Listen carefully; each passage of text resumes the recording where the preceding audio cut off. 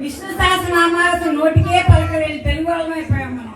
అలాంటిది ఆ బాబు చదువుతున్నాడంటే పొద్దున ఎంత బాగుందో చెప్పక్కర్లేదు.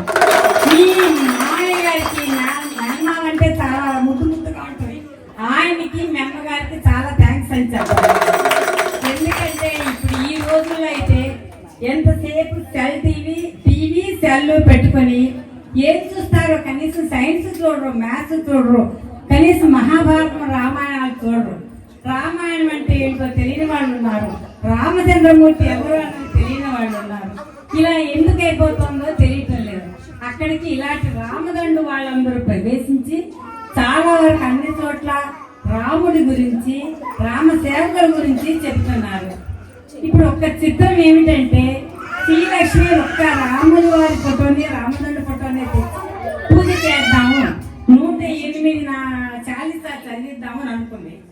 మరి ఆ రాముడికి భద్రాచలం వెళ్ళి వీళ్ళు పసుపు బట్టలని, యార్నాలని, తలంబరాలని, గొట్టుతో అన్నీ చేసినందుకు ఆ రాముడికి భద్రాచలంలో ఉండటం ఇష్టం లేక ఇక్కడ ఈ ఆచార్య గారు బాగా చెప్తున్నారు హనుమాన్ చాలీసా అని.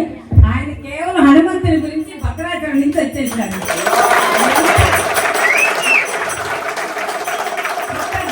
మాత్రమే ఐడియా వచ్చింది.